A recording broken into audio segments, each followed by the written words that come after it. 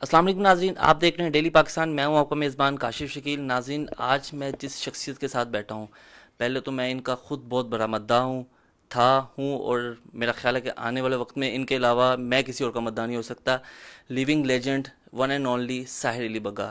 ساحر علی بگا صاحب سے آج ہم نے خصوصی ٹائم لیا ہے، اور آج یہ جو مہینہ چل رہا ہے، اگست کا مہینہ، انہوں نے ایک ترانہ ان کا آیا پاکستان زندہ باد، جس کی گونج پاکستان میں ہی نہیں بلکہ دنیا بھر میں گونجی جا رہی ہے. اس بارے میں گفتگو کریں گے اور ان سے کچھ جانیں گے کہ یہ وہ واحد سنگر ہیں، میوزیشین بھی ہیں، کمپوزر بھی ہیں، جنہوں نے ہمسایہ ملک جو آج ہم پہ ظلم و ستم کی برپا کر رہا ہے، اس کے وہاں پہ جا کے انہوں نے کوئی نہیں گایا. میں بلا تمہید ان کی طرف جاتا ہوں. جی سر، تھینک یو سو مچ، آپ نے پہلے ڈیلی پاکستان کو ٹائم دیا. کیا جی کہیں گے، وعلیکم السلام. یہ جو آپ کا ترانہ ہے پاکستان زندہ باد، یہ پوری دنیا میں اس کی گونج ہے. پہلے تو اس بارے میں کچھ تھوڑا سا ہمیں ہمارے ناظرین کو بتائیں. جی السلام علیکم جی، سب کو بہت بہت جشن آزادی مبارک، گزشتہ عید مبارک بھی. اور پاکستان زندہ باد کے حوالے سے میں یہی کہوں گا کہ میں پاک آرمی کا، گورنمنٹ کا بہت شکر گزار ہوں، جنہوں نے مجھے موقع دیا اس طرح کی پاکستان کے لیے کچھ میں جو سوچتا ہوں اپنے دل سے کرنے کے لیے. وہ بڑا مشکل ہوتا ہے کہ آپ کو ایک نیشنل لیول پہ موقع بھی ملے اس کو کرنے کا. تو مجھے ہمیشہ اللہ کا شکر ہے کہ میں اگر ٹیلنٹ میرے میں ہے تو اس کو سراہا گیا ہے. میں پاک آرمی کا بہت شکر گزار ہوں اس چیز میں، اور گورنمنٹ کا بہت شکر گزار ہوں، اور جنہوں نے مجھے ابھی پرائڈ آف پرفارمنس بھی اناؤنس کیا مجھے. اور اسی وجہ سے کہ جو میں نیشنل کام کرتا ہوں اس میں بہت دل سے کرتا ہوں، اور مجھے پوری پاکستان جو قوم ہے، پوری قوم سے، اوورسیز پاکستانیوں سے زیادہ تر مجھے بہت ہمیشہ پیار ملا، اور بہت بہت پیار ہمیشہ میں ان سے لیتا رہا ہوں. تو اسی ایک جذبے کے اندر، پاکستانیت کے اندر میرے سے وہ چیز بن گئی. اس کو میجر عمران رضا نے لکھا، اور بہت اچھا لکھا انہوں نے، پاکستان زندہ باد. تو جو حالات ہمارے ابھی چل رہے ہیں، میں یہ سمجھتا ہوں کہ ہمیں پاکستان زندہ باد جو ہے ہمیشہ رہے گا انشاءاللہ. تو وہ انشاءاللہ جی، پاکستان شاد باد رہے، اور ہم پاکستانی ہیں اور ہم نے ہی اس کو شاد باد رکھنا ہے. دوسرا سر، مجھے یہ بتائیے گا کہ آپ وہ واحد سنگر ہیں جس نے ہم سایہ ملک میں جا کے پرفارم نہیں کیا. آپ کے علاوہ پاکستان کے جتنے بھی بڑے نام، میں نام لوں، راحت فتح علی خان صاحب ہیں، عاطف اسلم صاحب ہیں، علی ظفر صاحب ہیں، عدنان سمیع تو ان کے ہی ہو کے رہ گئے. ان سب نے وہاں پہ انڈیا میں جا کے پرفارم بھی کیا. آپ نے وہاں جا کے پرفارم بھی نہیں کیا. کیا آپ کو وہاں سے آفر نہیں تھی، یا آپ نے پاکستان کو اہمیت زیادہ دی؟ یہ تو ساری دنیا کو پتہ ہے کہ مجھے کتنی آفرز ہیں انڈیا میں کام کرنے کے لیے. بہت زیادہ آفرز ہیں، لیکن میں نے سب سے پہلے پاکستان کو دیکھا ہے، اور میں نے اپنی میوزک انڈسٹری کو دیکھا ہے، اپنے لوگوں کو دیکھا ہے. میں نے مجھے پتا تھا کہ یہ تھوڑے سے غدار سے لوگ ہیں، جو انڈینس ہیں، جو ہمارے ساتھ کبھی بھی صحیح نہیں ہو سکتے، چاہے وہ دنیا کے ساتھ صحیح رہے. تو وہ آج آپ دیکھ لیں کہ ہمارے جتنے فنکار انڈیا میں کام کرتے تھے، آج وہ کہیں نظر نہیں آ رہے. اس کی وجہ یہی ہے کہ وہ جب ان کا دل کیا وہ نکال دیتے ہیں، جب ان کا دل کیا وہ پکڑ لیتے ہیں. تو وہ میں نے اس لیے اپنی انڈسٹری کو بہت سپورٹ کیا زندگی میں. میں نے اپنی انڈسٹری کو، میوزک انڈسٹری کو، فلم انڈسٹری کو بڑا کرنے کی کوشش کی ہے. تو الحمدللہ آج ہماری میوزک انڈسٹری اس لیول پہ کھڑی ہے کہ جو ہمارے انڈینس، جو ہمارے پاکستانی سنگر جو انڈیا میں کام کرتے تھے، وہ اس دور میں، اس ٹائم پہ پاکستان کو اتنا ٹائم نہیں دے سکے، یا پاکستان کو انہوں نے اتنا اہمیت نہیں دی پاکستان میوزک انڈسٹری کو. تو آج وہ آپ کو نظر بھی نہیں آ رہے ہماری پاکستانی کیا انڈسٹری. کہیں گے ان کو، کوئی میسیج دیتے ہیں کہ ابھی ان کو ہوش کے ناخن لے لینے چاہیے؟ جی بالکل، میرا خیال ہے کہ ان کو پاکستان کے لیے کرنا چاہیے. مطلب وہ بہت پیسہ کما رہے ہیں انڈیا میں، کمایا انہوں نے، اس وجہ سے پوری دنیا میں جو کانسرٹ کرتے ہیں اس سے بھی کرتے ہیں. تو اگر پاکستان کی چھوٹی انڈسٹری ہے تو یہ خود پاکستانی ہیں، ان کو خود سوچنا چاہیے کہ ان کے بچوں نے بھی کل کو کام کرنا ہے. تو وہ پاکستان کی نیشنلٹی چھوڑ تو نہیں سکتے نا. تو ان کو چاہیے کہ پاکستان کی انڈسٹری کو سپورٹ کریں، اب زیادہ ٹائم یہاں پہ دیں، اور اپنے جو دماغ ہیں تھوڑے سے نیچے لے کے آئیں، اور اپنا جو بہت زیادہ پیسے مانگتے ہیں وہ نہ مانگیں ہماری انڈسٹری سے. Pakistani music industry, film industry اور ڈرامیٹک انڈسٹری، اس میں سے کون سی اوپر جا رہی ہے، اس کے بارے میں کچھ کہیں گے؟ پاکستان جو پچھلے 10 سال کے بعد، میرا خیال پچھلے 10 سال سے جو محنت کر رہے ہیں، جب ہماری فلم انڈسٹری پاکستان، جو پنجاب انڈسٹری تھی بالکل جب بند ہو گئی، تقریباً 10 سال ہو گئے ہیں اس کو.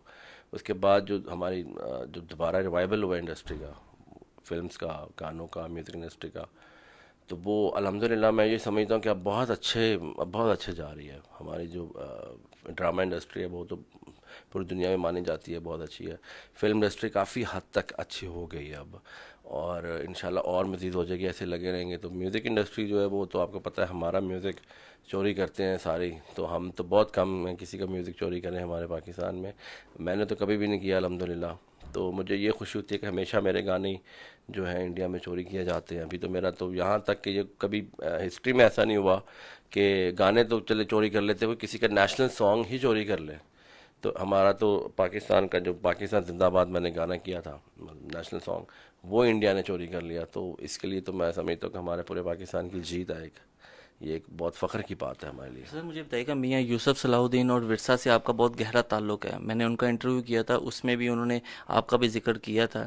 مجھے بتائیں کہ اس سے آپ کا جو تعلق ہے وہ گہرا تعلق کیسے قائم ہوا، وہاں سے آپ نے کیا کیا سیکھا اور وہاں سے کیا آگے کرنے کا ارادہ ہے؟ جی، ورثہ جو ہے، ورثہ ایک ہماری ایک بنیاد اس کی ہم نے اس چیز پہ رکھی تھی کہ ہمارے پاکستان میں جتنا ٹیلنٹ ہے وہ سامنے نہیں آ رہا ہوتا نا، تو نہ اس کو چانس مل رہا ہوتا، نہ ہماری فلم انڈسٹری تھی، نہ ہمارے دیکھیں آپ جیسے ہمارے اتنے اتنے اچھے میل ووکلز ہیں، اتنے اچھے لڑکے گانے والے ہیں، وہ اس لیے ان کو چانس نہیں ملا پاکستان میوزک انڈسٹری میں، کیونکہ ہماری فلم انڈسٹری میں 40 سے 50 سال جو ہے نا وہ بدماش ہیرو رہا ہے. ہیرو بدماش کہاں گاتا تھا آپ کو پتہ ہی ہے.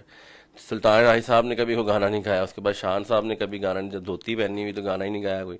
تو اس لیے وہ جب پلے بیک سنگرز آتے ہیں تو پھر ہیرو کی وجہ سے آتے ہیں. تو اسی طرح انڈیا میں سنگرز آتے رہے کیونکہ وہاں پہ رومانٹک ہیرو تھے، فلمیں اس طرح کی بنتی تھیں. ہمارے یہاں پہ بدماشی فلمیں بنتی رہی ہیں، تو وہ ہمارے یہاں پہ اس طرح وہ میل سنگر نہیں آ سکے.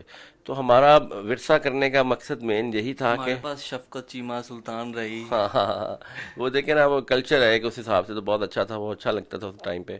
تو ورثہ کی بات اب کر رہے ہیں تو اس میں یہ بتا رہا ہوں کہ ہم نے جو ہمارا ٹیلنٹ تھا نا وہ سارا ختم ہو رہا تھا.